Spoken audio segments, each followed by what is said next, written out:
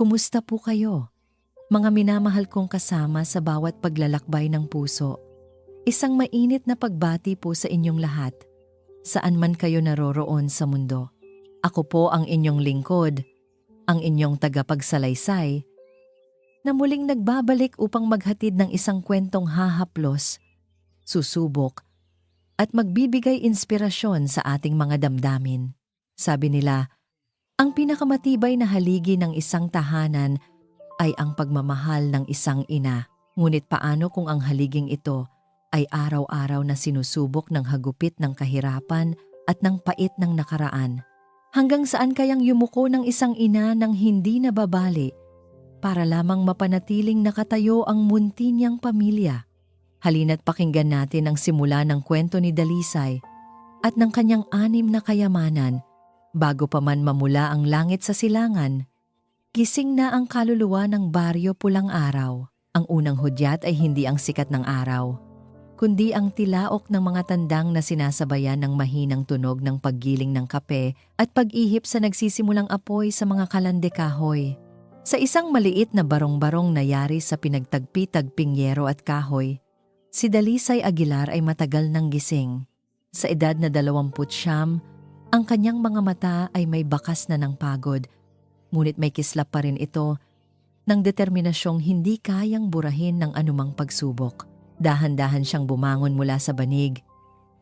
Maingat na huwag maglikha ng ingay na gigising sa kanyang pinakamahahalagang yaman, ang 6 niyang anak na mahimbing na natutulog, magkakatabi na parang mga sisiw sa ilalim ng pakpak ng inahin. 6 na taon. 6 na taon na silang ganito.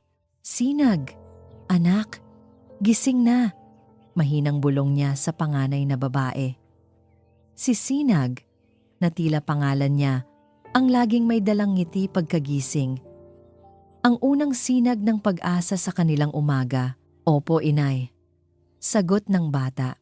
Kinukusot ang mga mata. Sunod niyang ginising si Amihan, ang panganay na lalaki.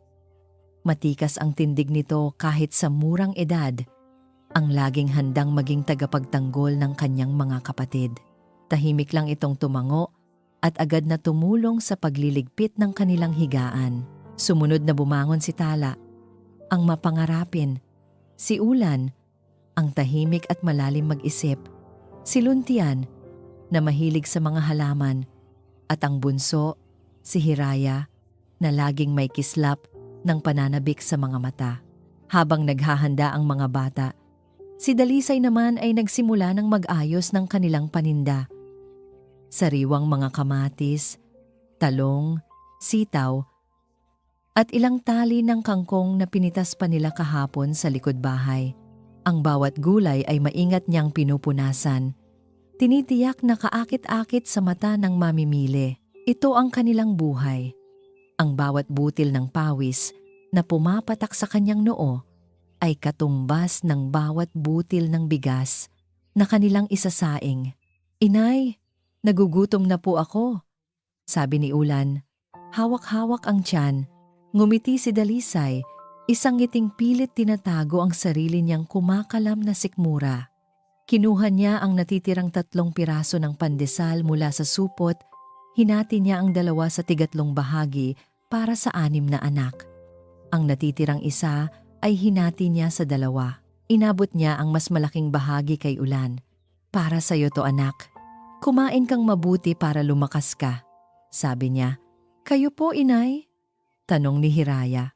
Busog pa si inay. Sige na, kumain na kayo at aalis na tayo.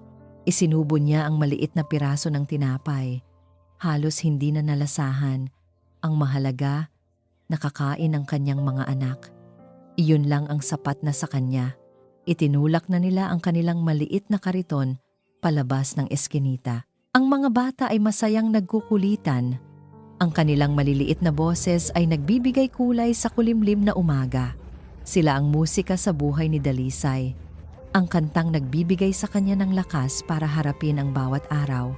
Ngunit hindi lahat ng tunog sa baryo Pulang Araw ay musika. Dalisay, isang matinis at matigas na boses ang pumunit sa hangin. Napatigil ang lahat mula sa isang mas malaking bahay na yari sa semento Lumabas si Aling Corazon Madrigal, ang may-ari ng lupang kinatitirikan ng kanilang barong-barong. Nakapameywang ito at ang mga mata ay naniningkit na parang sa isang ahas na handang manuklaw. "Magandang umaga po, Aling Cora." Bati ni Dalisay, yumuko ng bahagya. Naramdaman niyang nagsitago ang mga anak sa kanyang likuran. "Anong maganda sa umaga?" Singhal ni Aling Cora. "Isang linggo ka nang atrasado sa upa mo. Akala mo ba libre ang pagtira dito? Ang hangin na nilalanghap ninyo, ako ang may-ari niyan. Pasensya na po, Aling Cora. Medyo mahina po ang benta nitong mga nakaraang araw. Babayaran ko po kayo agad kapag Kapag? Puro ka na lang kapag! Sigaw nito. Lumapit ito sa kariton at dinuro-duro ang mga gulay. "Itong mga paninda mong bulok, ito ba ang ipambabayad mo sa akin? Kahit ibenta mo pa ang kaluluwa mo, kulang pa yan." Sa galit nito, sinipa ni Aling Cora ang gulong ng kariton. Tumagilid ito at nalaglag sa maputik na lupa ang ilang piraso ng pinakamagagandang kamatis ni Dalisay. "Ay!" Sabay-sabay na sigaw ng mga bata. Nangatog ang mga tuhod ni Dalisay. Hindi dahil sa takot, kundi sa pinaghalong galit at kahihiyan. Nakatingin ang ilang kapitbahay, nagbubulungan. Pinipigilan niyang pumatak ang kanyang mga luha. Hindi siya iiyak sa harap ng kanyang mga anak. "Bigyan ninyo ako ng 1 linggo, Aling Cora. 1 linggo na lang po." Pakiusap niya, ang boses ay nanginginig. 1 linggo!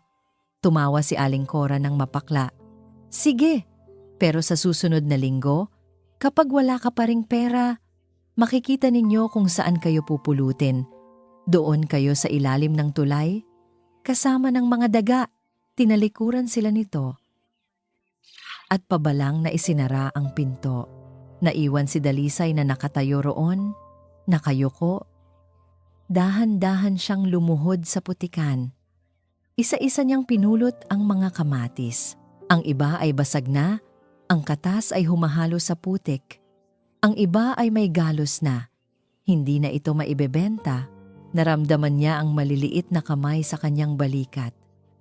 Si Sinag, si Amihan, at ang iba pa, lumuhod na rin at tumulong sa pagpulot. Walang nagsasalita. Sa katahimikan na iyon, ramdam ni Dalisay ang kanilang pagdadamayan. Nang makatayo siya, pinunasan niya ang kanyang mga kamay sa duster. Hinarap niya ang kanyang mga anak at pilit na ngumiti. "Ayos lang. Marami pa naman tayong paninda. Tara na." Tumango ang mga bata at muli nilang itinulak ang kariton. Ngunit ang saya sa kanilang mga hakbang kanina ay napalitan na ng bigat. Maghapon silang naglako. Sa kabila ng insidente, naging masigasig ang mga bata. Si Hiraya ang tagasigaw, "Bili na po kayo ng sariwang gulay." Si Tala naman ang nag-aayos ng paninda para maging kaakit-akit dahil sa kanilang kasipagan. Naubos din ang kanilang mga gulay bago lumubog ang araw.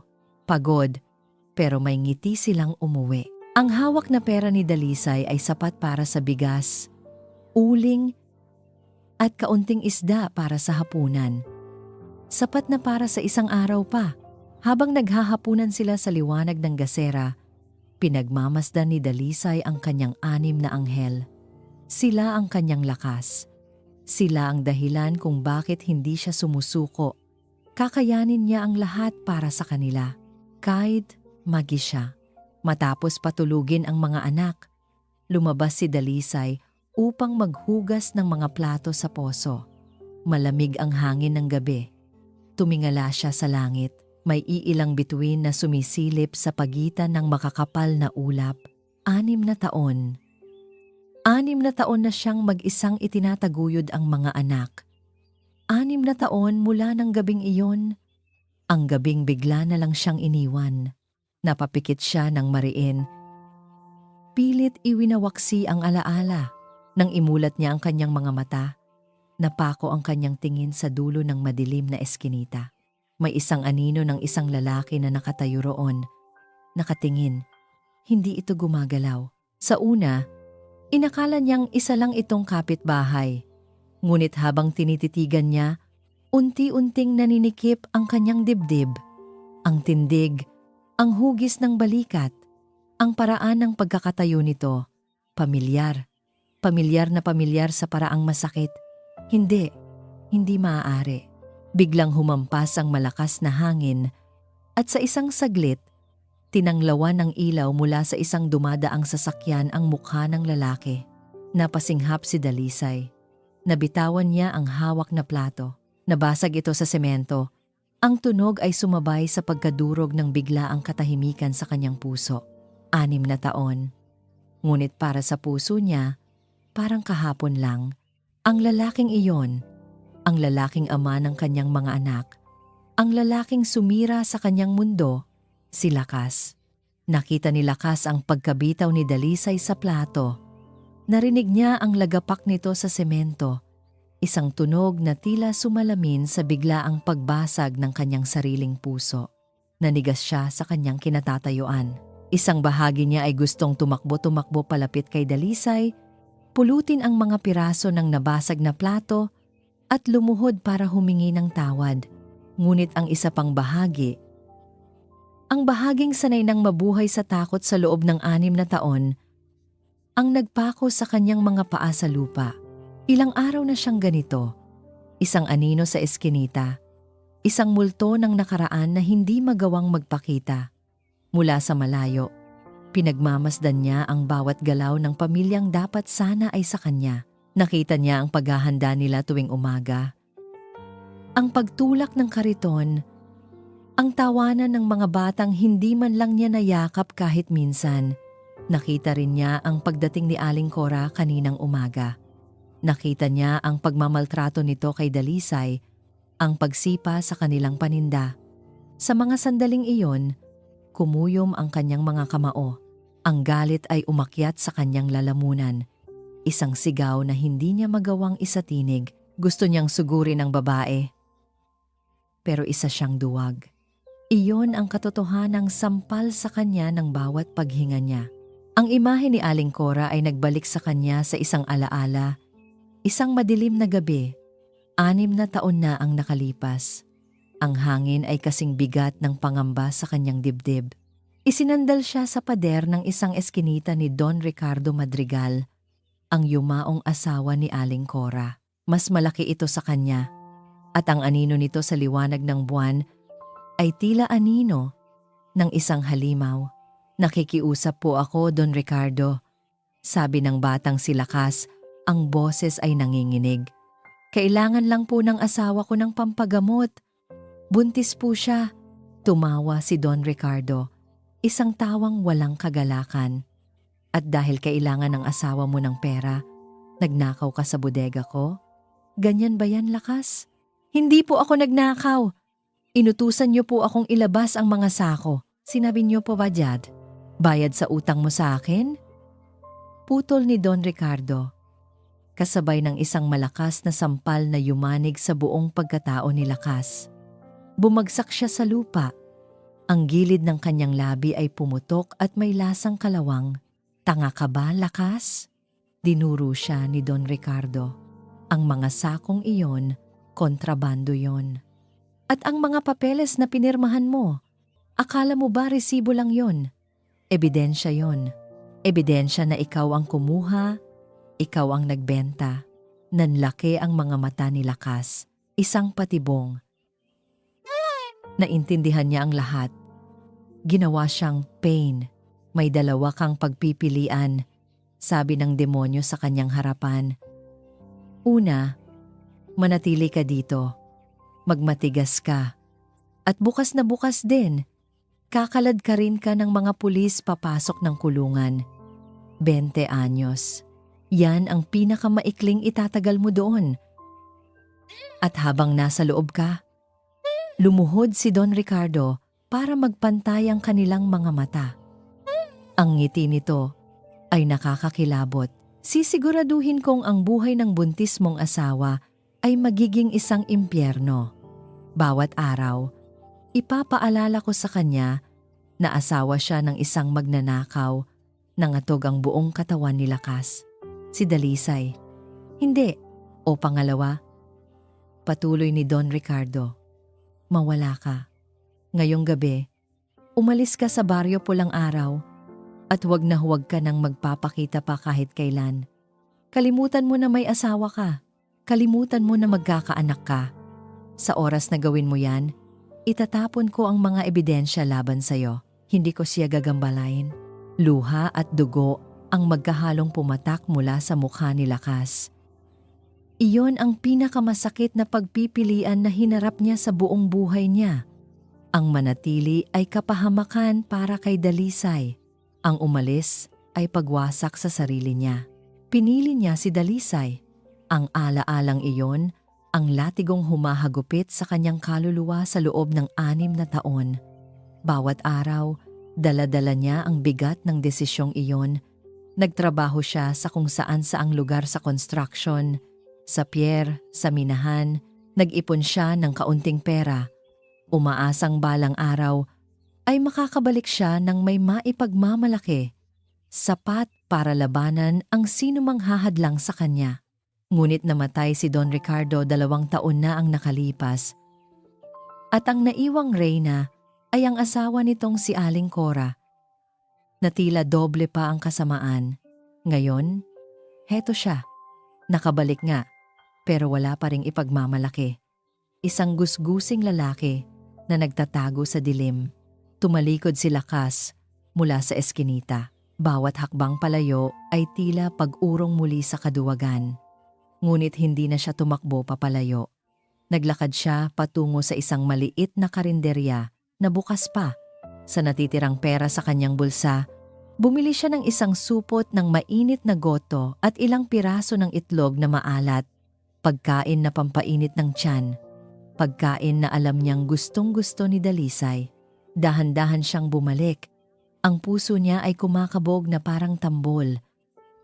Walang tao sa labas. Marahil ay pumasok na si Dalisay sa loob.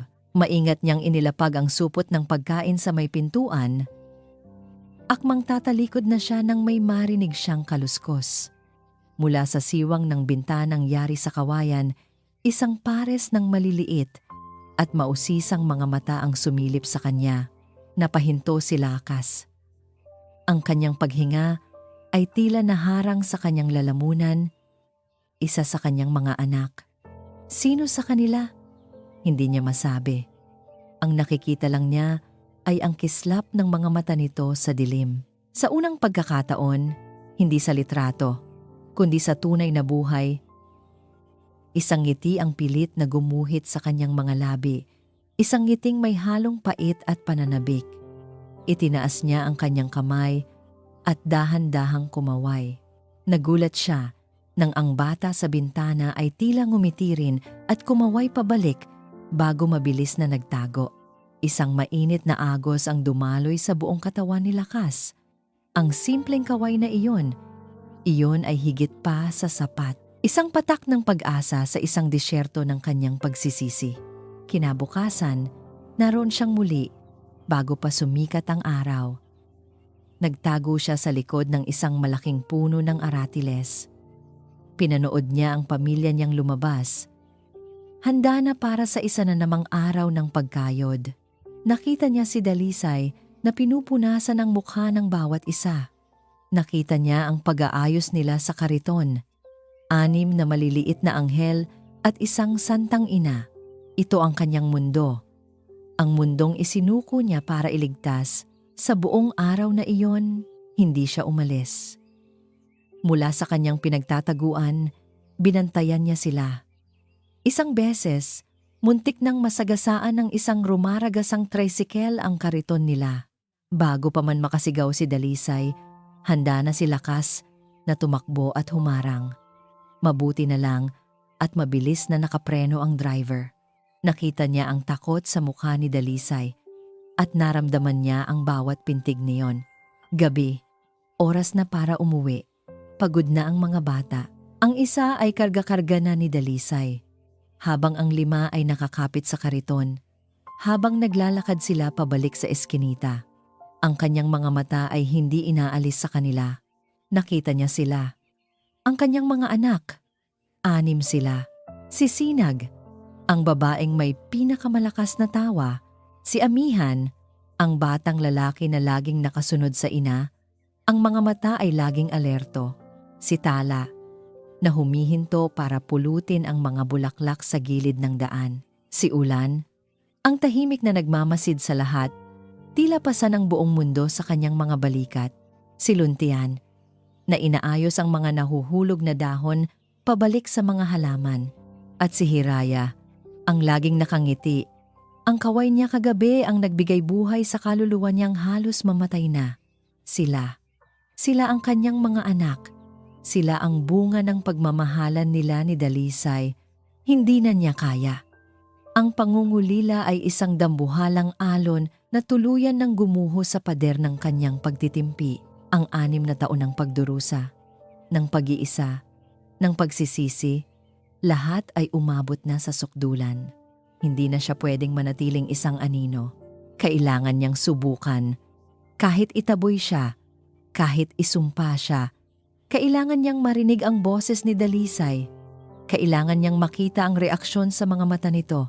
Kailangan niyang malaman kung may natitira pa bang kahit katiting na puwang para sa kanya. Kaya ng gabing iyon, habang si Dalisay ay nasa labas, abala sa paghuhugas ng kanilang mga pinagkainan, nag-ipon si Lakas ng lahat ng natitirang lakas sa kanyang katawan. Ang lakas na hiniram niya mula sa pag-asa na dulot ng isang kaway. Ang lakas na nagmula sa galit nang makita niyang inaapi ang kanyang pamilya. Lumabas siya mula sa pinagtataguan niyang dilim. Bawat hakbang ay 1,000 karayom na tumutusok sa kanyang talampakan. Ang hangin ay tila naging yelo sa kanyang mga baga. Nasa likuran na siya ni Dalisay. Naririnig niya ang paghinga nito. Naamoy niya ang pamilyar na amoy ng sabon at ng kanyang pawis. Amoy ng tahanan. Ang tahanang matagal na niyang iniwan. Ibinuka niya ang kanyang bibig, ngunit walang lumabas na salita. Sinubukan niya ulit, at sa wakas, sa isang nanginginig at garalgal na boses na halos hindi niya makilala bilang sa kanya, isang pangalan ang kanyang binigkas. Dalisay. Ako to. Ang boses na iyon. Hindi. 1,000 beses na sinabi ng isip ni Dalisay na hindi. Ngunit ang puso niya, ang taksil niyang puso, ay nakilala ang bawat nota ng panginginig, ang bawat himig ng sakit sa 2 salitang iyon. Dahan-dahan siyang lumingon. Ang bawat paggalaw ay tila tumatagal ng 100 taon. Ang kanyang mga mata ay nanlalabo.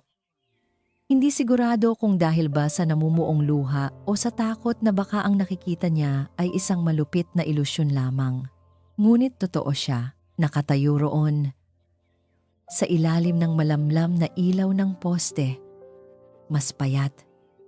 May mga guhit na ng pagod at hirap sa kanyang mukha. Ang dating makisig niyang tindig ay medyo hukot na, tila binibigatan ng isang pasaning hindi nakikita. Ngunit ang mga mata niya, ang mga matang iyon, kahit may lungkot, ay pareho pa rin. Ang mga matang minsan niyang minahal nang higit pa sa kanyang buhay. Lakas. Ang pangalan ay lumabas sa kanyang bibig na parang isang hininga, isang panalangin, isang sumpa.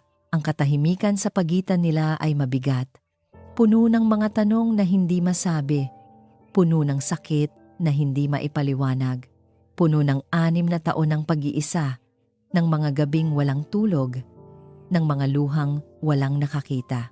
Ang unang emosyong gumapang sa puso ni Dalisay ay hindi galit. Ito ay isang matinding pagkasabik na halos magpaguho sa kanyang mga tuhod.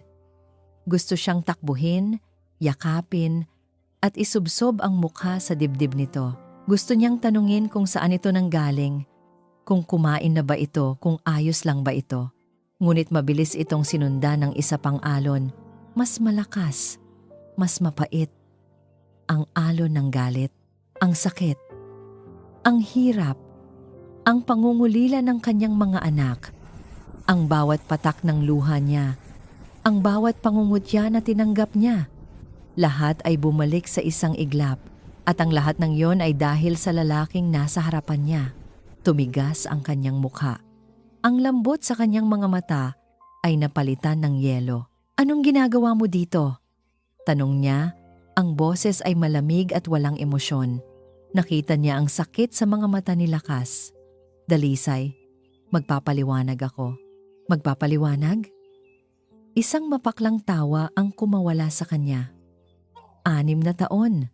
Lakas, 6 na taon kang nawala na parang bula. At ngayon, babalik ka at sasabihing magpapaliwanag ka? Saan ka nagpunta noong nilalagnat si Ulan at halos mamatay sa kumbulsyon? Saan ka nagpunta noong umiiyak si Sinag dahil tinutokso siyang wala siyang tatay? Saan ka nanggaling sa loob ng 6 na taon, Lakas? Bawat salita ay isang punyal na ibinabato niya.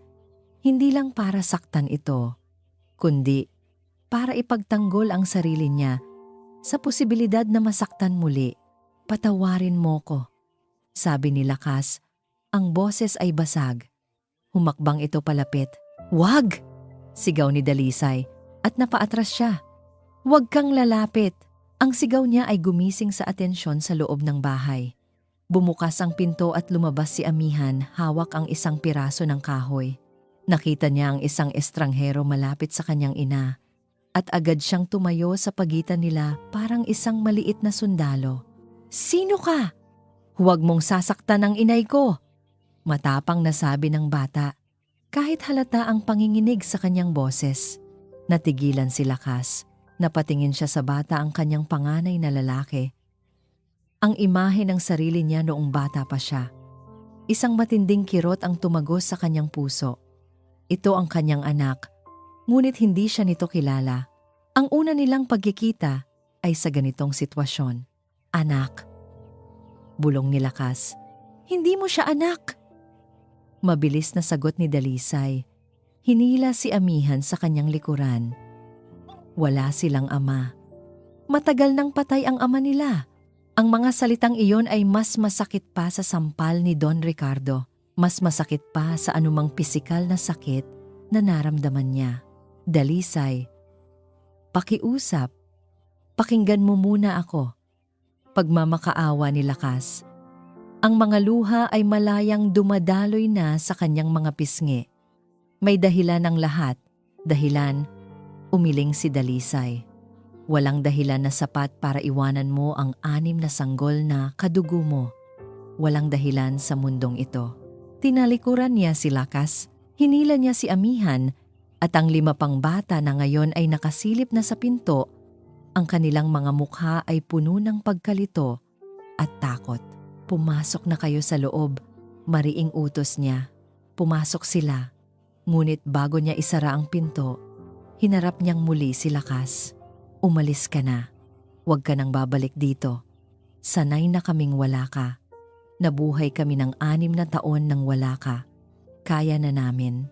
At pagkatapos ay isinara niya ang pinto.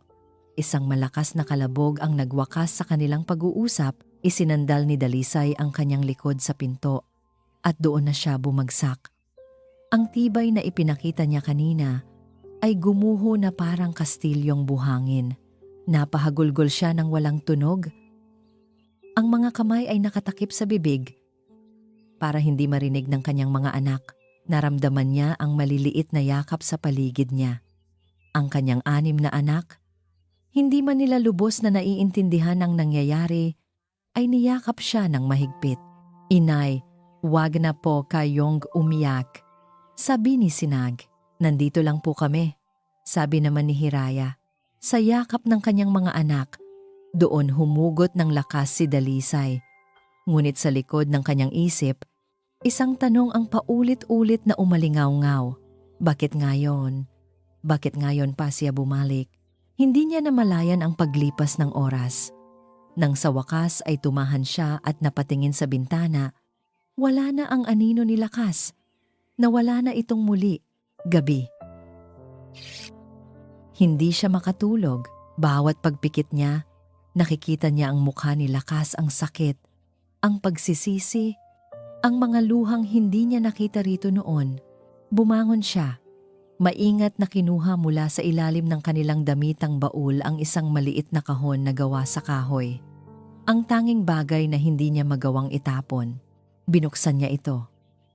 Sa loob, naroon ang kanilang kupas na larawan noong araw ng kanilang kasal. Pareho silang bata, puno ng pangarap. Ang mga ngiti nila ay abot langit. Hawak niya sa larawan ang isang pompon ng puting bulaklak. Hawak naman ni Lakas ang kanyang kamay. Mahigpit, na para bang nangangakong hindi nabibitawan pa.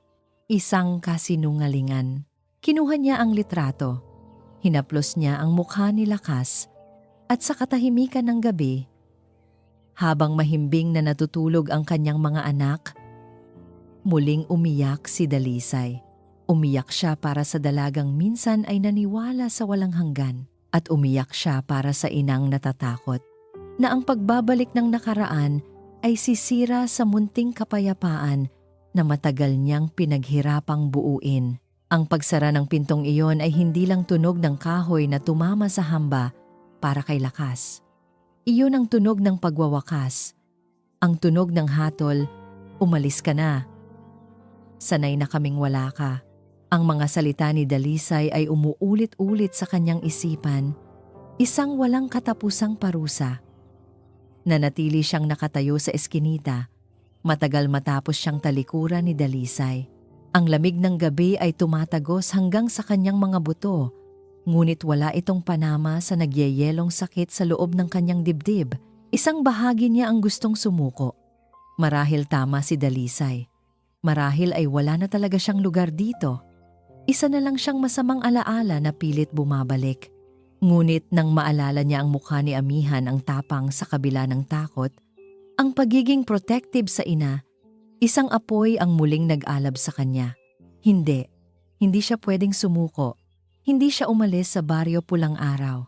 Naghanap siya ng matutuluyan sa kabilang dulo ng baryo. Isang maliit na kwartong inuupahan niya sa halaga ng kinikita niya sa pagbubuhat sa pier. Mula roon, sinimulan niya ang kanyang tahimik na penitensya. Hindi na siya nagpakita kay Dalisay. Alam niyang ang presensya niya ay magdudulot lang ng dagdag na sakit. Sa halip, ginawa niyang misyon ang bantayan at tulungan ang kanyang pamilya mula sa malayo. Isang gabi, bumuhos ang malakas na ulan. Alam ni Lakas kung gaano karupok ang bubong ng barong-barong ni Dalisay. Alam niyang may isang bahagi roon na laging tumutulo. Habang ang lahat ay mahimbing na natutulog, umakyat siya sa bubong. Dala ang ilang piraso ng yero na binili niya sa junk shop at mga gamit na hiniram niya. Sa gitna ng buhos ng ulan, sa dilim ng gabi, kinumpuni niya ang butas. Ang bawat pukpok ng martilyo ay maingat. Tila isang dasal na sana'y hindi sila magising.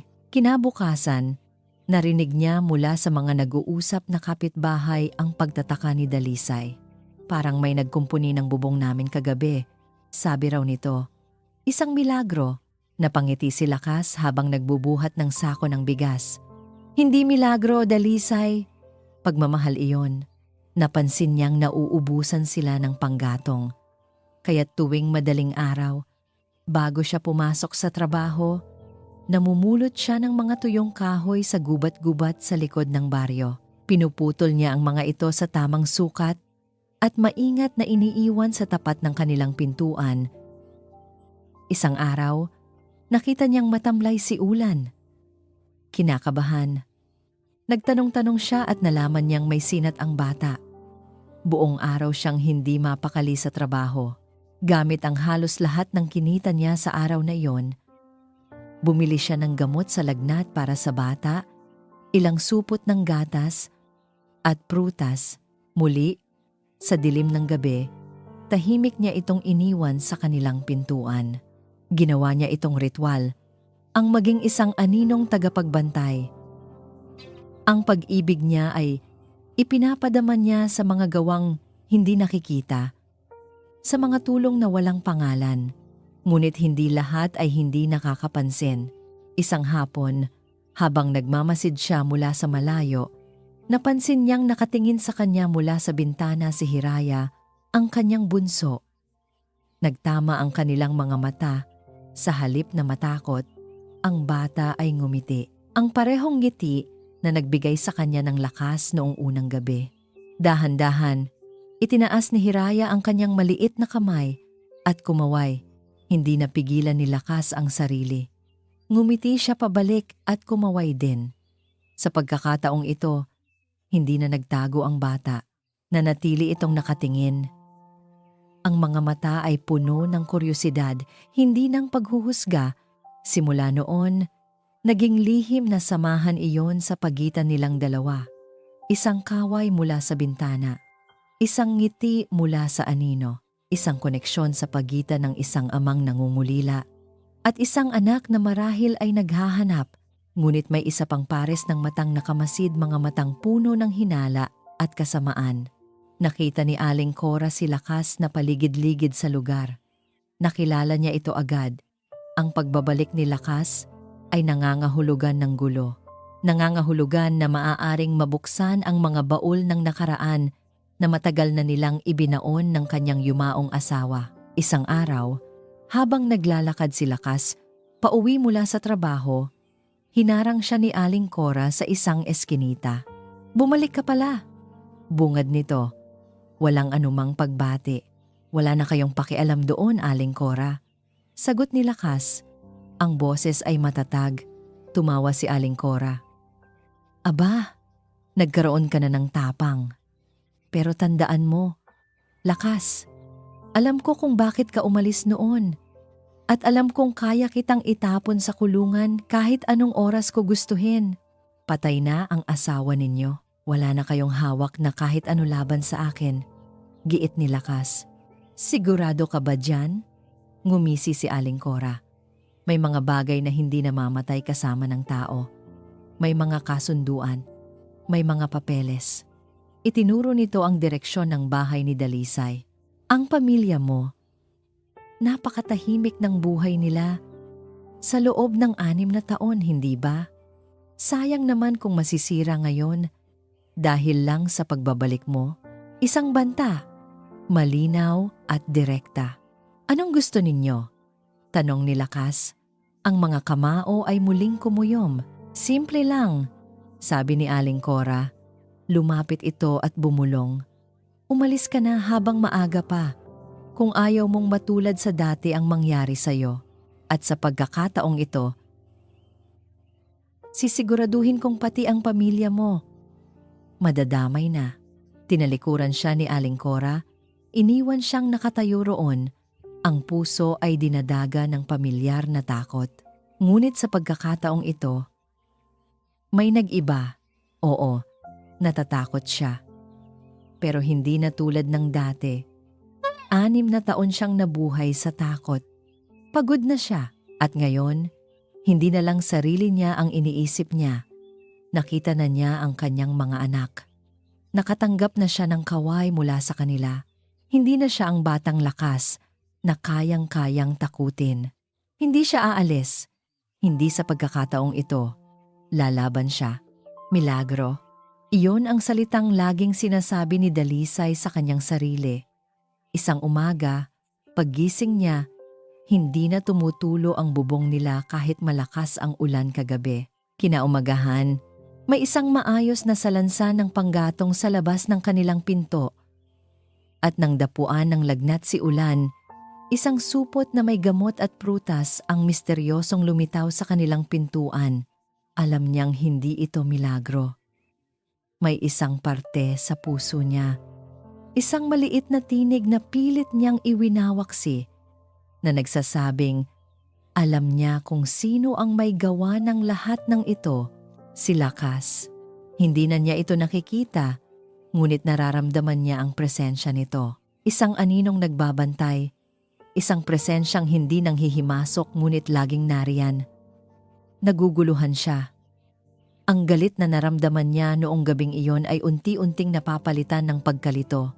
Kung kaya nitong magmalasakit ng ganito, bakit ito umalis? "Inay, sino po yung laging kumakaway sa akin mula sa malayo?" Inosenteng tanong ni Hiraya isang araw. Natigilan si Dalisay. May kumakaway sa'yo, anak? Tumango si Hiraya. Ang mga mata ay nagliliwanag. Opo, yung malungkot na mama. Palagi po siyang nakatingin sa atin. Mabait po siya, inay. Isang kirot ang naramdaman ni Dalisay. Ang malungkot na mama. Iyon pala ang tingin ng anak niya sa ama nito. Hindi niya alam kung anong isasagot.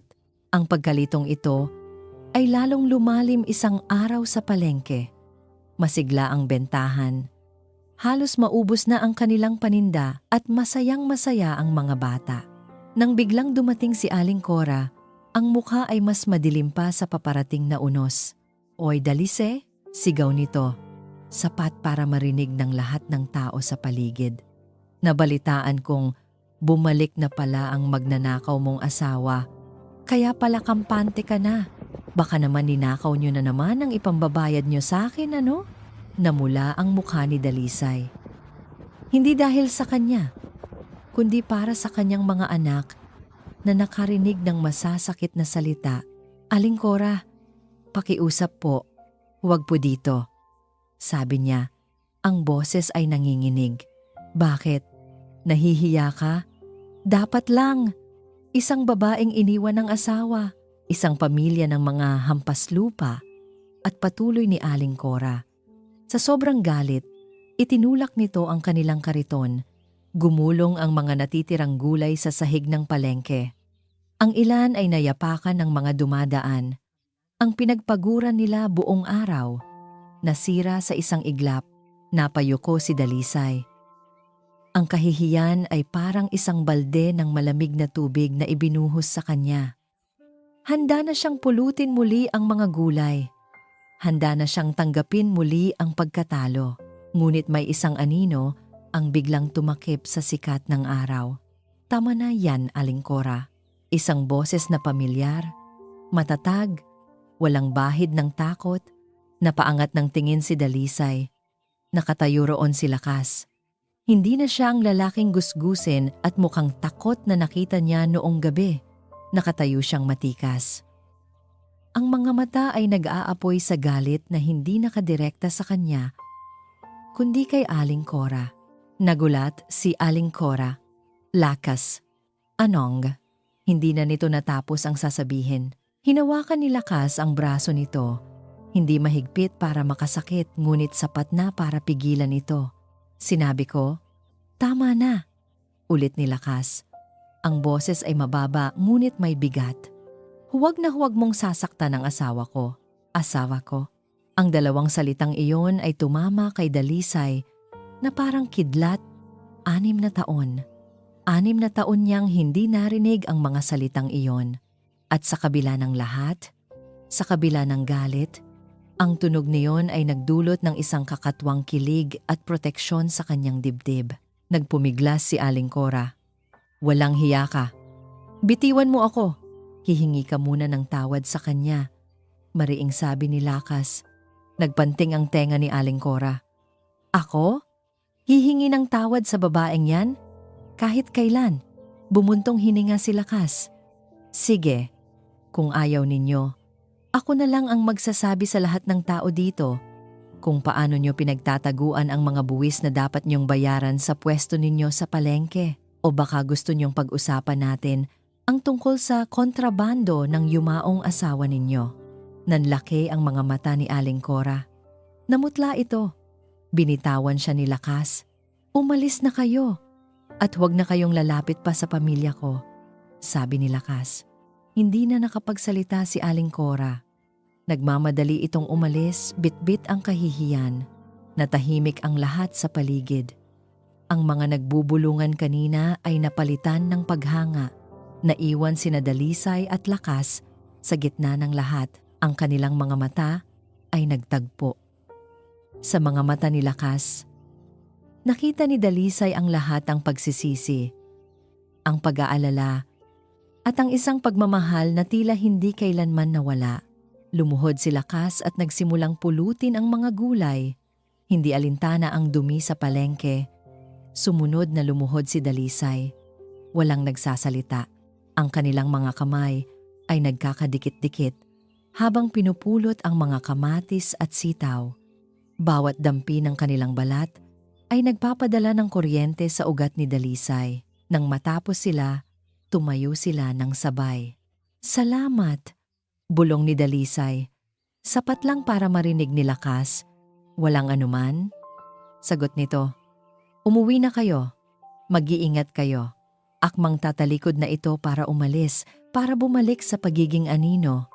Ngunit sa pagkakataong ito, pinigilan siya ni Dalisay.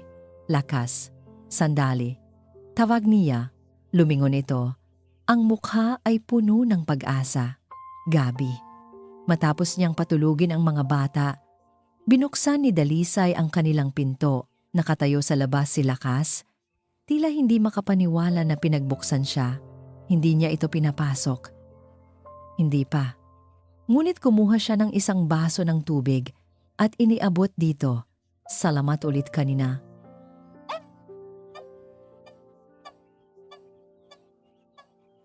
Sabi niya. Tinanggap ni Lakas ang baso. Ang mga daliri nito ay nanginginig habang hinahawakan ang baso. "Dalisay, maniwala ka sa akin."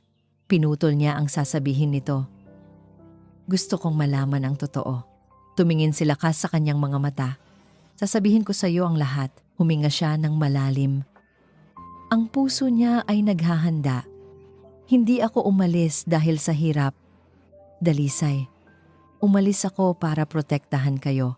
Nakatayo lang sila roon, sa labas ng maliit na barong-barong, sa ilalim ng liwanag ng isang nag-iisang bituin na sumilip mula sa mga ulap. Ang hangin ng gabi ay malamig, ngunit hindi sapat para palamigin ang tensyon sa pagitan nila. "Protektahan kami?" Ang boses ay puno ng hindi maitagong pagdududa. "Mula saan?" "Mula kanino, Lakas?" "Ang pinakamatinding kalaban namin sa loob ng 6 na taon ay ang gutom at ang hirap.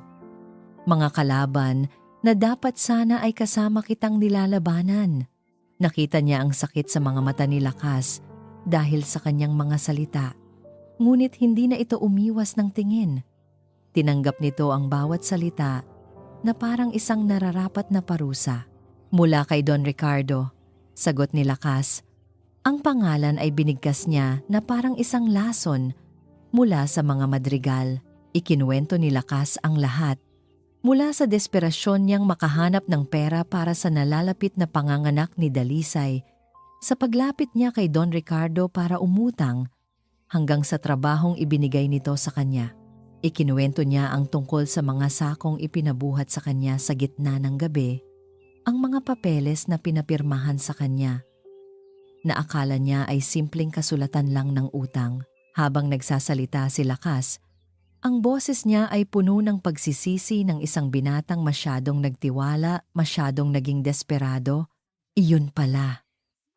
Ba, isang patibong," sabi ni Lakas. Ang kanyang tingin ay nawala sa kawalan. Bumabalik sa madilim na gabing iyon. Kontrabando ang laman ng mga sako at ang mga papeles. Ebidensya na ako ang nagpuslit ng lahat. Bago ko pa man maintindihan, hawak na niya ako sa leeg. Huminga ng malalim si Lakas. Tila inaalala ang bawat sandali ng gabing sumira sa kanilang buhay. Hinarang niya ako. Sinabi niyang may dalawa akong pagpipilian. Tumingin si Lakas ng diretso sa mga mata ni Dalisay.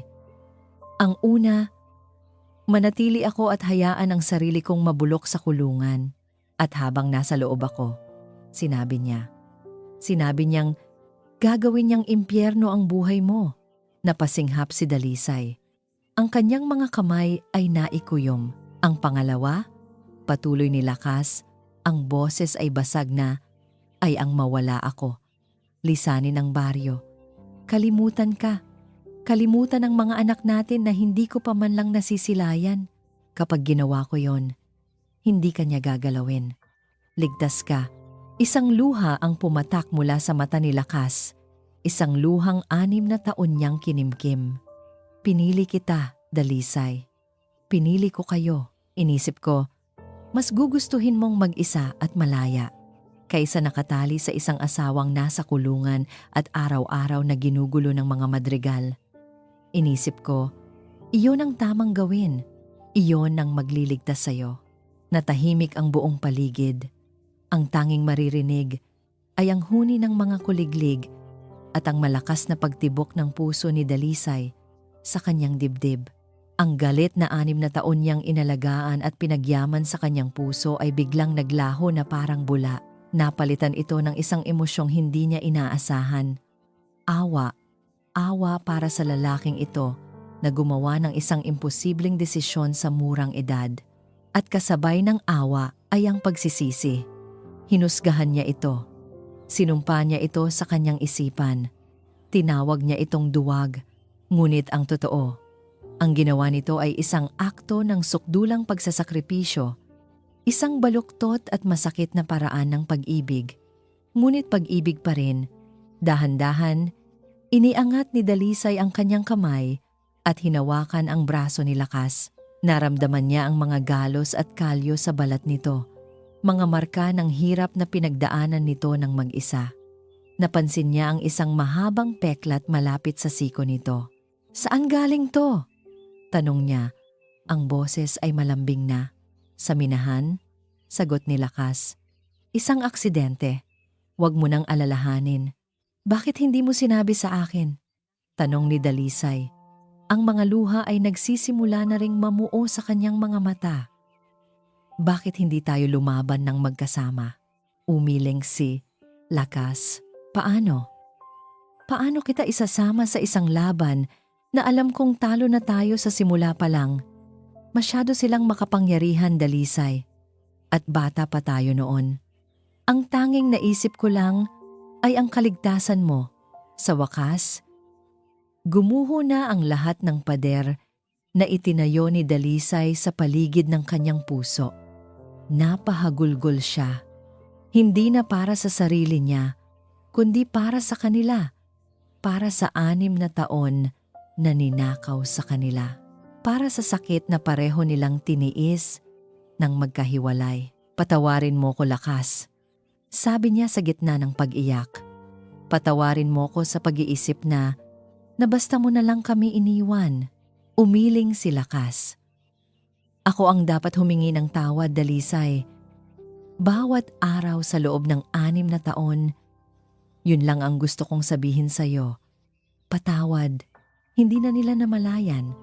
Ang distansya sa pagitan nila ay nawala.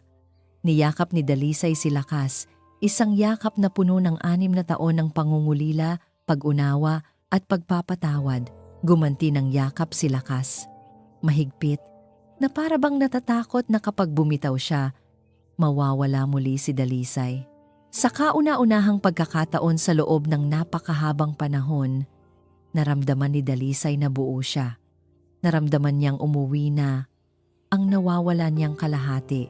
Ngunit ang kapayapaan ay panandalian lamang.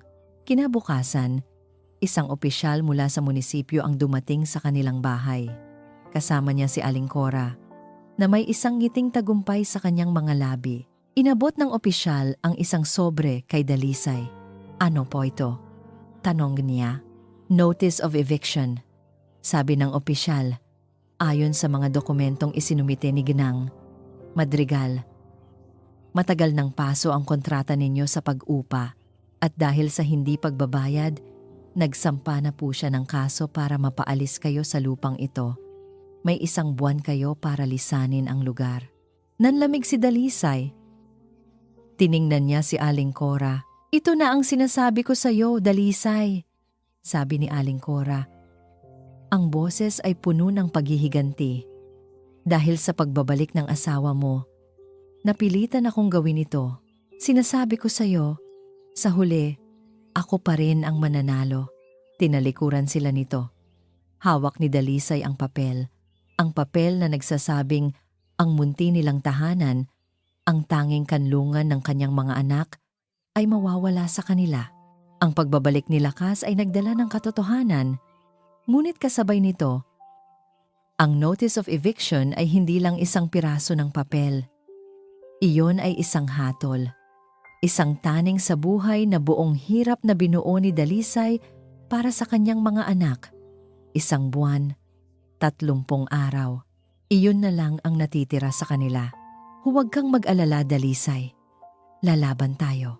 Iyon ang unang sinabi ni Lakas matapos makaalis si Aling Cora. Ang tapang sa kanyang boses ay nagbigay ng kaunting lakas kay Dalisay, ngunit ang takot ay nanatiling nakakapit sa kanyang puso. Naging isa sila sa pagkilos. Sa unang pagkakataon sa loob ng 6 na taon, hinarap nila ang isang pagsubok ng magkasama. Nagpunta sila sa barangay, dala ang kanilang panig. Ngunit ang kapitan, na malaki ang utang na loob sa mga madrigal, ay nagkibit balikat lang. Pasensya na, nasa panig ni Cora ang mga dokumento. Wala akong magagawa. Sinubukan nilang lumapit sa public attorney's office sa munisipyo. Pinayuhan sila na kailangan nilang patunayan na may karapatan sila sa lupa, isang bagay na imposible dahil nangungupahan lang sila. Ang batas, na dapat sanang maging panangga ng mga mahihirap, ay tila isang pader na hindi nila kayang akyatin.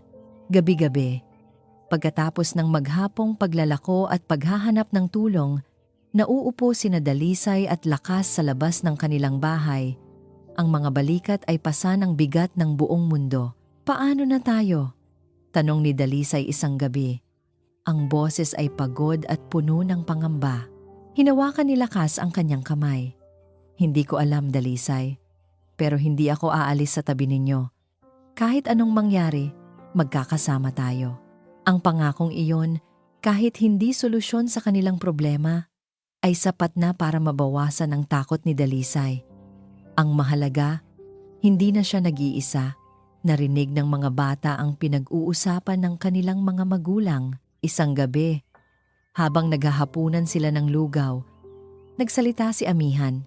Inay, Itay, sabi nito. Ang unang pagkakataon na tinawag niyang Itay si Lakas. Napahinto sa pagsubo si Lakas. Ang puso ay nag-umapaw sa emosyon. Narinig po namin. Papalisin po ba tayo dito? Tumingin sina Dalisay at Lakas sa isa't isa. Hindi alam kung paano sasagutin. Si Hiraya ang sumagot. Kahit saan naman po tayo tumira. Basta magkakasama tayo, di ba po? Tumingin siya sa kanyang mga kapatid na sunod-sunod na tumango. Opo, sabi ni Sinag. Kahit sa ilalim ng tulay, basta kasama namin kayo ni Itay. Napaluha si Dalisay, hindi sa lungkot, kundi sa pagmamahal ang kanyang mga anak. Sa kabila ng kanilang murang edad, ay may pangunawang higit pa sa kanyang inaasahan. Sila ang kanyang tunay na yaman, ang kanyang tunay na tahanan. Ngunit ang katotohanan ay nananatiling malupit. Malapit nang maubos ang 1 buwan. Ang pag-asa ay unti-unti nang nagiging isang malayong pangarap. Nagsimula na si Dalisay na magbalot ng kanilang iilang gamit sa mga kahon. Ang bawat damit na kanyang tinitiklop ay may kasamang patak ng luha. Isang hapon, 3 araw bago ang taning, habang abala si Dalisay sa pag-eempake, isang itim at makintab na kotse ang huminto sa tapat ng kanilang eskinita. Ito ay isang sasakyang hindi nababagay sa maputik at masikip na lugar na iyon. Lahat ng kapitbahay ay napasilip sa kanilang mga bintana. Bumukas ang pinto ng kotse. Mula roon ay bumaba ang isang babaeng matanda, marahil nasa mga 70 anyos na. Nakasuot ito ng isang simpleng bestida, ngunit halatang mamahalin. Ang kanyang buhok ay puti na at maayos na nakapusod. May dala siyang isang aura ng katahimikan at dignidad. Ngunit ang pinakapansin-pansin sa lahat ay ang kanyang mga matang singkit at ang kanyang kutis. Isa siyang Hapon, kasama niya ang isang lalaking Pilipino na mukhang driver o assistant niya. Dahan-dahan silang naglakad papasok sa eskinita. Humihinto sila at nagtatanong sa mga tao na tila may hinahanap. Napatigil si Dalisay sa kanyang ginagawa. Sino ang dayuhang ito? At ano ang pakay niya sa kanilang abang lugar? Huminto ang matandang babae sa tapat ng isang kapitbahay. Narinig ni Dalisay ang pag-uusap nila. Magandang hapon po. Hinahanap ko po ang pamilya ng mga Aguilar, sabi ng babae. Ang kanyang Tagalog ay may halatang banyagang punto, ngunit malinaw at magalang. Itinuro ng kapitbahay ang barong-barong ni Dalisay. Ayun po sila ma'am sa bahay na yan. Naglakad ang babae patungo sa direksyon niya. Bawat hakbang nito ay tila isang malakas na kabog sa dibdib ni Dalisay. Ang mga bata ay nagsilabasan, nakiusyoso sa hindi pamilyar na bisita. Huminto ang babae sa tapat ng kanilang bakuran. Tiningnan niya ang barong-barong, ang mga nakasampay na damit, ang mga batang nakapaligid kay Dalisay. Isang malumanay na ngiti ang sumilay sa kanyang mga labi, isang ngiting may halong lungkot at pagkilala. Kayo po ba si Dalisay Aguilar? Tanong ng babae. Tumango si Dalisay, hindi makapagsalita. Ako po si Akemi Tanaka, pagpapakilala ng babae. Matagal na po kitang hinahanap, Hija. Hija, anak. Bakit siya tinatawag na anak ng isang estranghero? Hindi ko po kayo maintindihan. Sino po kayo? Naguguluhang tanong ni Dalisay. Si Lakas, nakararating lang mula sa trabaho, ay lumapit at tumayo sa tabi ni Dalisay. Ang kanyang mukha ay nagpapakita rin ng pagtataka. Hindi sumagot si Akemi. Sa halip, ibinigay niya ang isang senyas sa kanyang kasama. Inabutan siya nito ng isang lumang-lumang kahon na yari sa Nara. Ang kahon ay may mga ukit na disenyo ng bulaklak ng sakura. Dahan-dahang binuksan ni Akemi ang kahon. Ang lahat ay napatahimik. Mula sa loob, maingat niyang kinuha ang isang makapal na sobre. Mula sa sobre, inilabas niya ang isang lumang litrato. Itim at puti ang larawan, kupas na sa kalumaan, ngunit malinaw pa rin ang mga mukha ng mga taong naroon. Isang batang sundalong Hapon, nakangiti habang nakaakbay sa isang Pilipinong mag-asawa na may mabubuting mukha. Nakatayo sila sa harap ng isang malaking puno ng mangga. Napasinghap si Dalisay. Ang puno ng mangga sa larawan, iyon ang punong mangga sa kanilang bakuran. At ang mag-asawa. At may pamilyar sa kanilang mga ngiti, sa hugis ng kanilang mga mukha. Sila ang lolo at lola ko, bulong ni Dalisay. Halos hindi makapaniwala. Nakita na niya ang larawang ito sa mga lumang gamit ng kanyang ina. Ngumiti si Akemi, at sa pagkakataong ito, may namuong luha sa gilid ng kanyang mga mata. At ang sundalong iyan, sabi niya, itinuturo ang binatang Hapon. Ang sundalong iyan ay ang aking ama. Ang hangin sa paligid ay tila huminto sa pag-ihip. Ang mga bulungan ng mga kapitbahay ay tila nabura. Ang tanging naririnig na lang ni Dalisay ay ang malakas na pintig ng sarili niyang puso. Ang inyong ama? Ang ulit niya. Hindi makapaniwala, tumango si Akemi Tanaka. Maaari ba tayong maupo? Mahaba-haba ang aking kwento. Walang imik na iginiya ni Dalisay at Lakas ang kanilang hindi inaasahang bisita sa loob ng kanilang munting tahanan. Ipinaghanda nila ito ng upuan, ang pinakamatibay na mayroon sila. Ang mga bata ay tahimik na nagsiksikan sa isang sulok. Ang kanilang mga mata ay bilog sa pagkamangha at pagtataka. Pinagmasdan ni Akemi ang loob ng barong-barong. Ang kanyang tingin ay hindi mapanghusga, kundi puno ng isang emosyong hindi maipaliwanag ni Dalisay. Tila may hinahanap siyang isang bagay na matagal nang nawala. Ang aking ama, si Hideo Tanaka, ay isa sa mga sundalong Hapon na na-deploy dito sa Pilipinas noong panahon ng digmaan. Simula ni Akemi, ang kanyang boses ay malumanay, tila naglalakbay pabalik sa isang malayong panahon. Ngunit ang aking ama ay hindi tulad ng iba.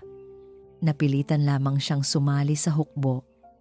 Sa puso niya, isa siyang guro, hindi isang mandirigma. Sa gitna ng kaguluhan, malubha siyang nasugatan at nahiwalay sa kanyang platon. Nagtago siya sa gubat, nag-aagaw buhay. naghihintay na lang ng kanyang kamatayan. Natagpuan siya ng iyong lolo at lola, sina Nestor at Pacing Aguilar. Napasinghap si Dalisay. Ang mga pangalan ng kanyang mga ninuno, binigkas ng isang dayuhan. Sa halip na isuko siya o saktan, itinago nila siya. Ginamot nila ang kanyang mga sugat. Pinakain nila siya mula sa kanilang kakarampot na pagkain. Itinuring nila siyang parang sarili nilang anak.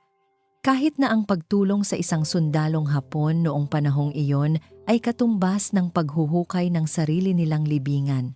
Ipinakita ni Akemi ang isa pang laman ng kahon, isang salansan ng mga liham na nakasulat sa mga papel na naninilaw na.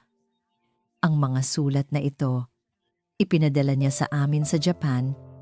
Pagkatapos ng digmaan, dito niya isinalaysay ang lahat.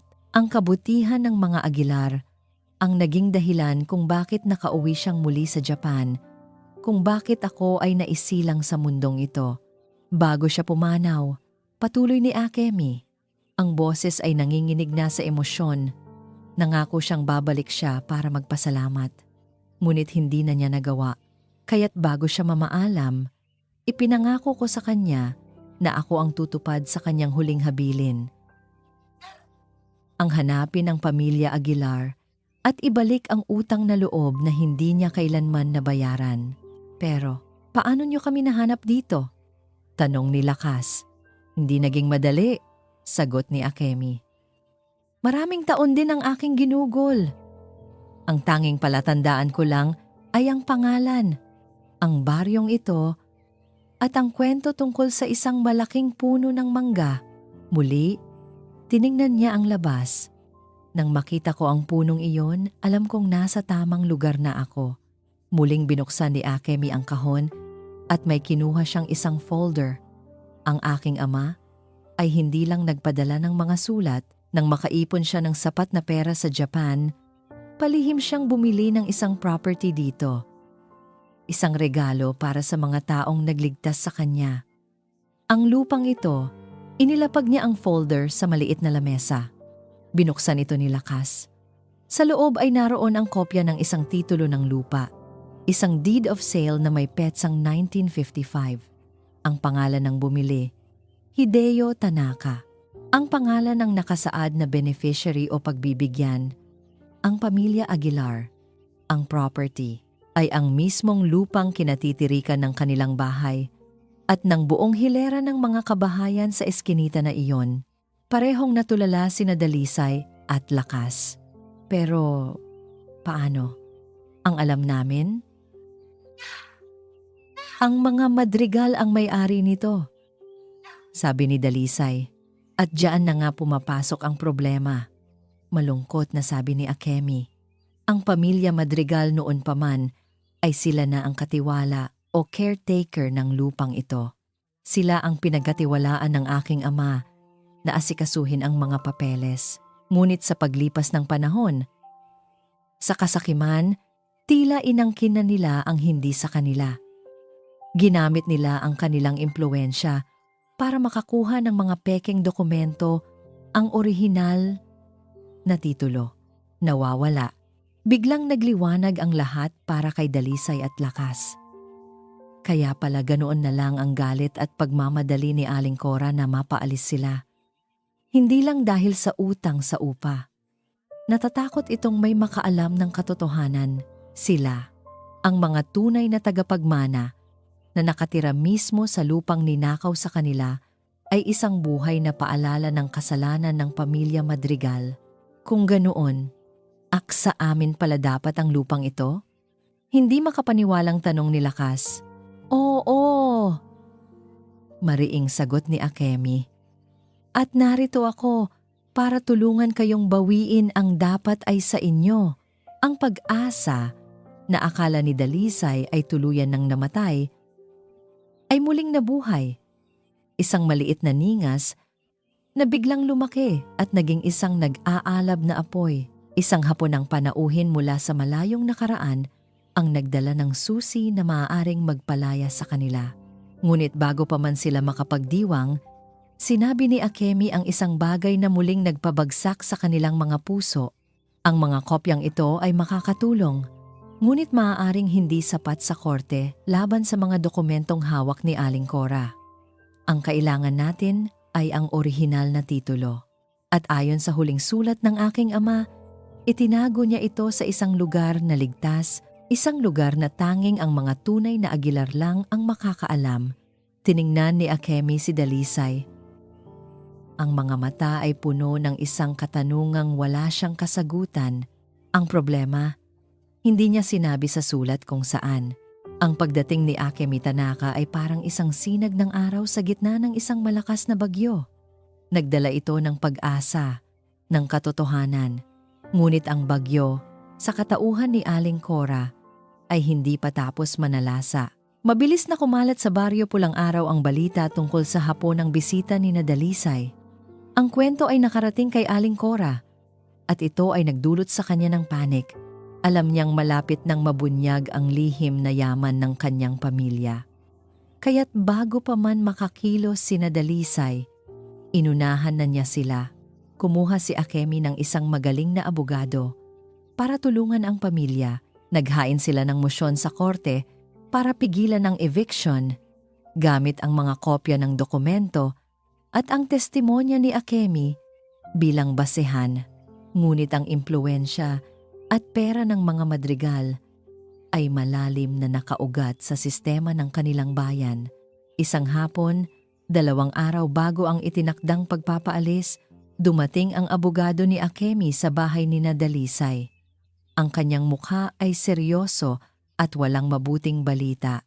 "I'm sorry," sabi ng abogado. Ibinasura ng korte ang mosyon natin. They deemed our evidence insufficient compared to the official land title na hawak ni Mrs. Madrigal. Ginamit din niya ang kanyang pera para pabilisin ang proseso. The eviction order stands at ang masama pa, inapprove ng korte ang request niyang paikliin ang palugit. Inabot niya ang isang bagong dokumento. Final notice.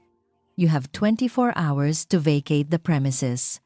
24 na oras. Ang mga salitang iyon ay umalingaw-ngaw sa loob ng maliit na barong-barong na parang isang hatol ng kamatayan. Ang ningas ng pag-asa na dala ni Akemi ay biglang hinipan at namatay. Ang natira na lang ay ang malamig na abo ng kawalan ng pag-asa. Napasandal si Dalisay sa dingding, ang kanyang mga tuhod ay nanghihina. Hindi maaari. Si Lakas ay napasuntok sa haligi ng kanilang bahay. Ang kanyang mukha ay napuno ng galit at pagkadismaya. Ginamit nila ang pera para baluktutin ang batas. Maging si Akemi ay napayuko. Ang kanyang mukha ay nagpakita ng pagkatalo. "Patawarin ninyo ako. Akala ko ay sapat na ang dala ko. Minaliit ko ang kasakiman ng mga tao dito. Iyon na. Iyon na ang katapusan." Sa kabila ng lahat ng pagbabalik ni Lakas, ng pagbubunyag ng katotohanan, ng tulong mula sa isang hindi inaasahang kaibigan sa huli, natalo pa rin sila. Ang pera at kapangyarihan pa rin ang nanalo. Ang gabing iyon ang pinakamabigat sa lahat. Walang nagsasalita habang nagsimula silang magligpit ng kanilang mga gamit. Ang bawat tiklop ng damit, ang bawat pagpasok ng gamit sa kahon ay isang pag-amin sa kanilang pagkatalo. Ang mga bata, na kanina lang ay puno ng pag-asa, ngayon ay tahimik na tumutulong. Nakita ni Dalisay si Tala na maingat na ibinabalot sa papel ang kanyang mga krayola. Nakita niya si Luntian na kinakausap ang kanyang maliit na tanim na kamatis sa lata na para bang nagpapaalam. Nakita niya si Amihan na matapang na nagbubuhat ng mga gamit, ngunit ang mga mata ay namumula sa pinipigilang luha. Nilapitan ni Lakas si Dalisay. Niyakap niya ito mula sa likuran. "Hindi pa ito ang katapusan, mahal," bulong niya. "Maghanap tayo ng ibang lugar. Magsimula tayong muli. Ang mahalaga, magkakasama tayo." Tumango si Dalisay, ngunit hindi niya magawang magsalita. Paano sila magsisimula muli? Saan sila pupunta? Sa ilalim ng tulay? Gaya ng sabi ni Aling Cora, ang imahe ay nagdulot ng isang matinding kirot sa kanyang puso. Kinabukasan, ang araw ay sumikat na tila walang pakialam sa madilim na kapalaran ng pamilya Aguilar. Inilabas nila ang kanilang mga kahon at iilang muebles sa labas ng bahay. Handa na silang umalis kahit hindi nila alam kung saan tutungo. Dumating si Aling Cora, kasama ang ilang barangay tanod para siguruhing aalis sila. Ang kanyang mukha ay puno ng tagumpay. "Oh, ano? Akala nyo may laban kayo sa akin? Ang lupa ay lupa ko. At ang mga basura ay dapat itinatapon." Hindi na sila pinansin ni Dalisay at Lakas.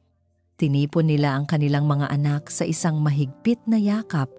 Ito na ang kanilang huling sandali sa tahanang ito. Nang akma na silang hahakbang palayo, isang pamilyar na itim na kotse ang muling huminto. Mabilis na bumaba si Akemi Tanaka.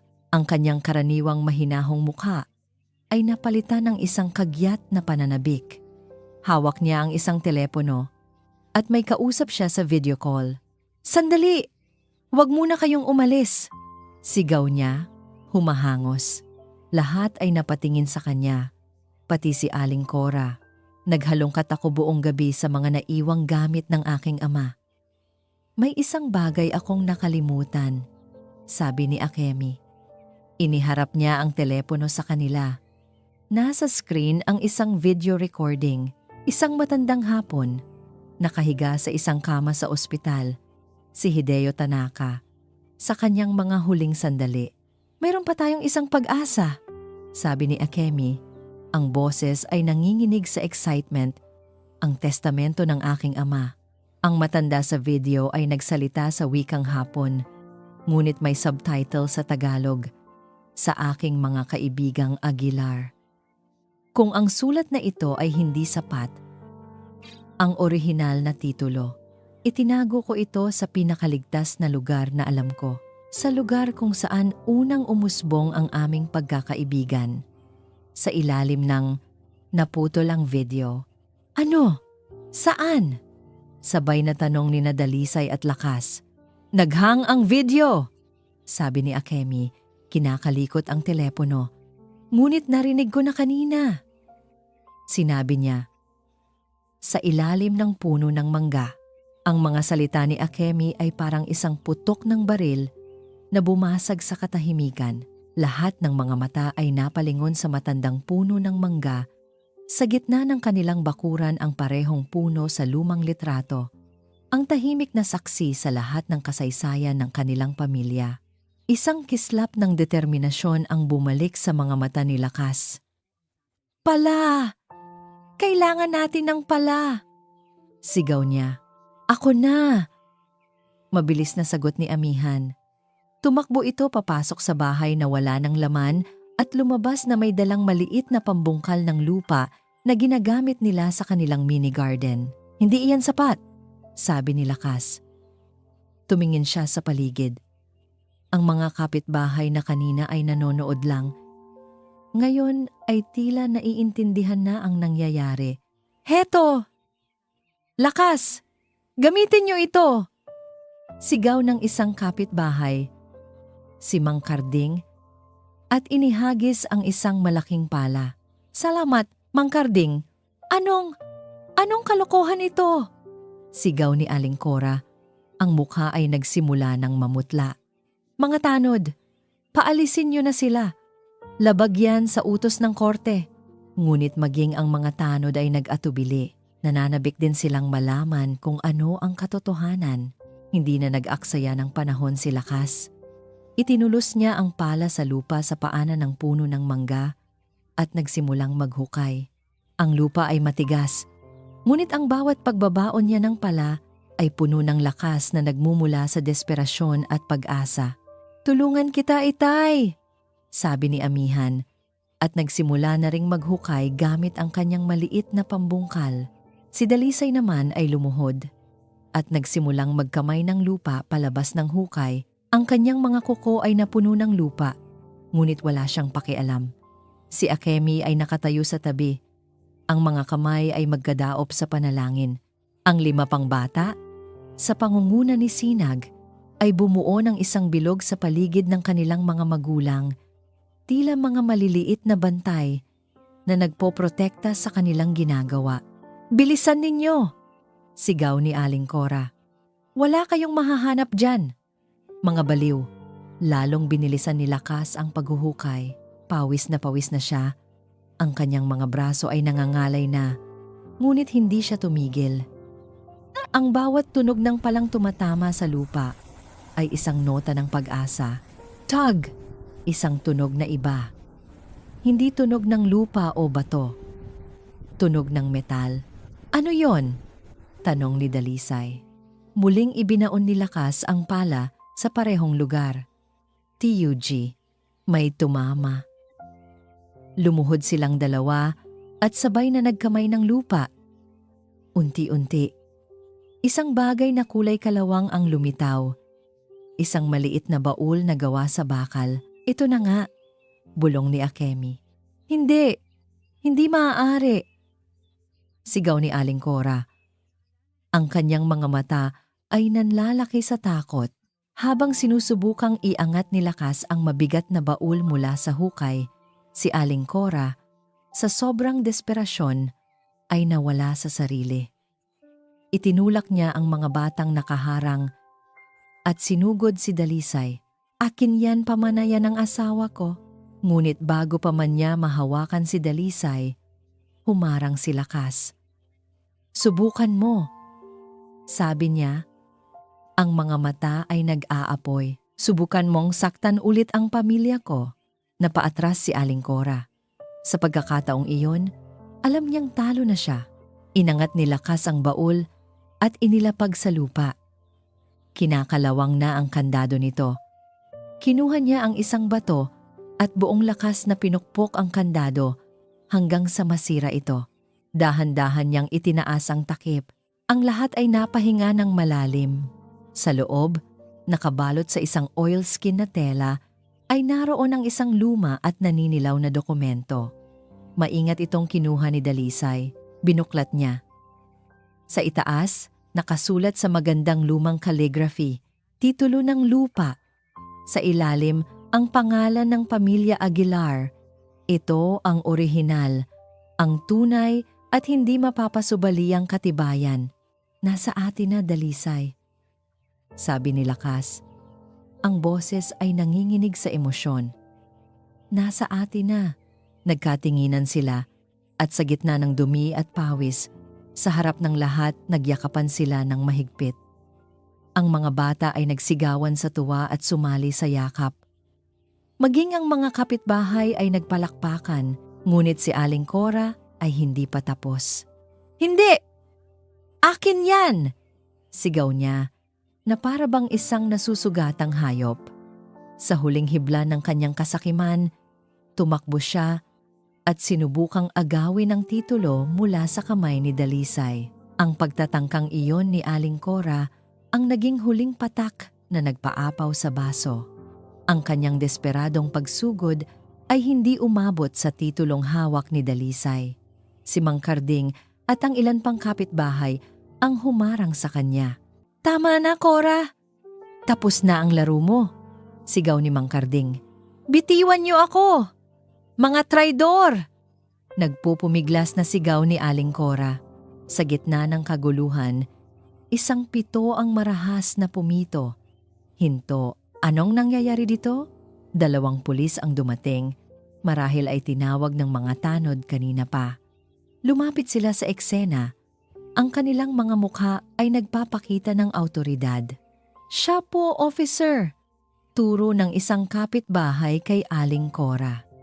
Sinusubukan niyang agawin ang titulo ng lupa na pag-aari ng mga Aguilar. "Hindi totoo yan! Sila ang nanggugulo. Sila ang dapat paalisin," ganti ni Aling Cora. Lumapit ang isang pulis kina Dalisay. "Maaari ko bang makita ang mga dokumento?" Magalang na tanong nito. Walang pag-aalinlangang iniabot ni Dalisay ang orihinal na titulo. Kasabay nito, inilabas din ni Akemi ang folder na naglalaman ng mga kopya at ang mga sulat ng kanyang ama. Sinuri ng pulis ang mga dokumento.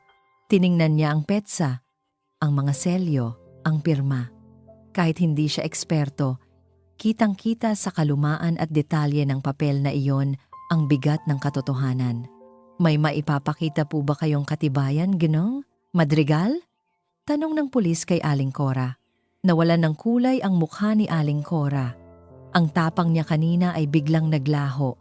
Wala siyang maipakita. Ang hawak niya ay nasa korte. Isang dokumentong ngayon ay malinaw na peke kumpara sa orihinal. Officer, peke yan. Gawa-gawa lang nila yan. Iyon na lang ang tangi niyang nasabi. Ngunit ang mga mata ng lahat ng tao sa paligid, ang mga kapitbahay na naging saksi, ang mga tanod na nag-atubili, ang mga pulis na may hawak ng ebidensya, lahat ay nagsasabi ng iisang bagay. Tapos na. Biglang nanlambot ang mga tuhod ni Aling Cora. Napaluhod siya sa putikang lupa. Ang kanyang mamahaling bestida ay nabahiran ng dumi. Doon, sa harap ng lahat ng mga taong matagal niyang inapi at minamaliit, bumuhos ang kanyang mga luha. Ngunit hindi ito luha ng pagsisisi, kundi luha ng pagkatalo at kahihiyan. Ang asawa ko, ang may kagagawa ng lahat ng ito. Hagulgol niya. Sinunod ko lang siya. Ayokong maghirap ulit. Ayoko. Sa isang iglap, ang imahe ng isang matapobre at malupit na ginang ay naglaho. Ang nakikita na lang ni Dalisay ay isang kaawa-awang matandang babae, nag-iisa at talunan. Nilapitan siya ng mga pulis. Ginang Madrigal, kailangan niyo po munang sumama sa amin sa istasyon para sa ilang katanungan. Peke po ang mga dokumentong isinumite ninyo sa korte. Iyon na sana ang hustisya na matagal nilang hinintay. Ang sandali ng kanilang tagumpay. Ngunit habang tinitingnan ni Dalisay si Aling Cora na inaakay ng mga pulis, walang saya siyang naramdaman. Ang tanging naroon ay isang malalim na awa. Huminga siya ng malalim, hinawakan ang kamay ni Lakas at lumapit sa mga pulis. Officer, sandali po, sabi niya. Napahinto ang lahat. Ang lupa lang po namin ang gusto naming mabawi. Mahinahong sabi ni Dalisay, ang kanyang boses ay malinaw at matatag. Ang kasinungalingan po ay tapos na. Hindi na po namin nais na maghain pa ng karagdagang kaso. Nagulat ang mga pulis. Nagulat si Lakas. Higit sa lahat, nagulat si Aling Cora. Tumingin ito kay Dalisay. Ang kanyang mga mata ay puno ng hindi makapaniwalang pagtataka. Tiningnan ni Dalisay si Aling Cora. Sana po, sa pagkakataong ito, mamuhay na po kayo ng tapat. Iyon lang po. Ito ang pinakamatapang na sandali sa buhay ni Dalisay. Ang kanyang fatal flaw noon ay ang pagiging sobrang mapagbigay at duwag. Ngayon, ginamit niya ang parehong katangian, ngunit mula sa isang posisyon ng lakas, hindi ng kahinaan. Pinili niya ang kapatawaran, hindi dahil sa obligasyon, kundi dahil iyon ang magpapalaya sa sarili niyang puso mula sa galit. Hindi makapagsalita ang mga pulis, ngunit tumango sila sa pag-unawa. Binitawan nila si Aling Cora. Nananatiling nakaluhod, umiiyak ng tahimik. Lumapit si Lakas kay Dalisay at inakbayan ito. Proud na proud ako sa iyo, mahal. Bulong niya. Alam niya, sa sandaling iyon, na ang babaeng pinakasalan niya ay hindi lang bumalik. Naging mas matatag at mas buo pa ito kaysa dati. Nang matapos ang lahat ng kaguluhan at umalis na ang mga pulis, lumapit sa kanila si Akemi Tanaka. Ang kanyang mga mata ay nagliliwanag sa paghanga. Ang iyong mga lolo't lola ay nagligtas sa buhay ng aking ama. Ngayon, ikaw naman, Dalisay, ay nagligtas sa kaluluwa ng isang tao. Ngumiti si Dalisay. Isang tunay at payapang ngiti. Ngayon nasa inyo na ang lupa. At opisyal na ito, sabi ni Akemi. Ang kanyang ngiti ay lumawak. Mayroon akong isang mungkahi.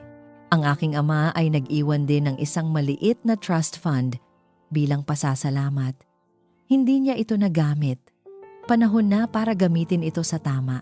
Tumingin siya sa pamilyang Aguilar na ngayon ay magkakasama, marumi at pagod, ngunit buo at masaya. Ngayon nasa inyo na ang lupa, ulit ni Akemi. Tutulungan ko kayong itayo ang inyong pangarap. Ang sumunod na mga buwan ay parang isang panaginip na dahan-dahang nagkakaroon ng hugis at kulay. Sa tulong ng pondo mula kay Akemi Tanaka, ang luma at maliit na barong-barong ay giniba. Ngunit hindi ito giniba ng may kalungkutan. Bawat piraso ng yero at kahoy na tinanggal ay simbolo ng isang mahirap na kabanatang isinasara, at sa kinatayuan nito, isang bagong istruktura ang unti-unting itinayo, hindi lang isang bahay, kundi isang pangarap. Si Lakas, gamit ang kanyang karanasan sa construction, ang nanguna sa pagtatayo. Hindi na siya isang anino sa dilim. Siya na ngayon ang haligi, ang matatag na pundasyon ng kanilang bagong buhay. Bawat pako na kanyang ipinupukpok, bawat hamba na kanyang itinatayo, ay may kasamang pagmamahal at pangako ng isang kinabukasang hindi na muling mabubuwag. Si Dalisay naman ang naging puso ng proyekto. Siya ang pumili ng pintura, isang masayang kulay dilaw na sumisimbolo sa pag-asa. Siya ang nagdisenyo ng maliit na hardin sa harap, kung saan si Luntian ay masayang-masaya sa pagtatanim ng mga bulaklak at gulay. Ang 6 na bata ang naging kaluluwa ng lugar. Si Sinag at Tala ang nagpinta ng isang magandang mural sa isang pader.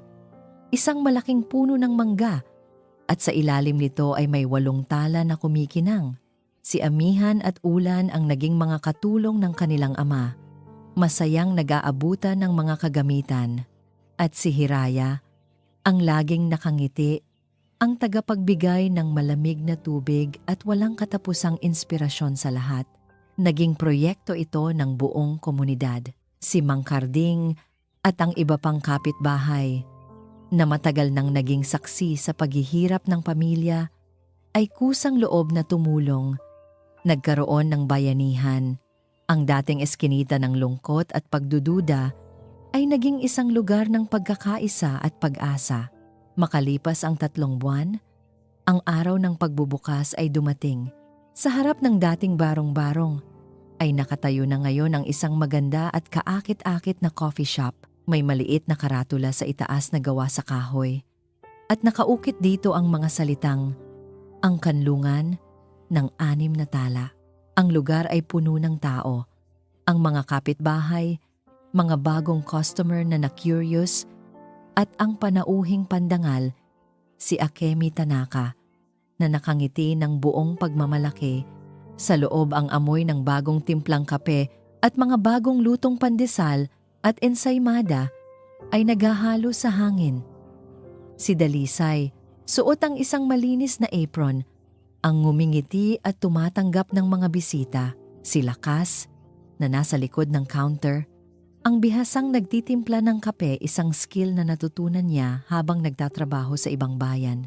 Ang 6 na bata, suot ang kanilang maliliit na uniformeng apron, ang masayang naghahatid ng mga order. Sila ang 6 na talang nagbibigay liwanag at saya sa kanilang kanlungan. Sa isang sulok, nakaupo si Aling Cora. Mag-isa, inimbitahan siya ni Dalisay. Hindi siya gaanong nagsasalita. Ngunit sa kanyang mga mata, makikita ang isang bagay na matagal nang nawala. Kapayapaan. Nang papalubog na ang araw at paunti na ang mga tao, lumabas ang buong pamilya sa harap ng kanilang coffee shop. Magkakaakbay sila. 8 silang lahat. Pinagmamasdan ang ginintuang kulay ng papalubog na araw na tumatama sa kanilang karatulang kahoy. Niyakap ni Lakas si Dalisay mula sa likuran. Isinandal ang kanyang baba sa balikat nito. "Tingnan mo ang itinayo natin, mahal." Bulong niya. Ang itinayo natin, pagtatama ni Dalisay, hinawakan ang kamay ni Lakas na nakayakap sa kanya. Tumingin siya sa kanyang mga anak na masayang naghahabulan sa hardin. "Inay, itay!" Tawag ni Sinag.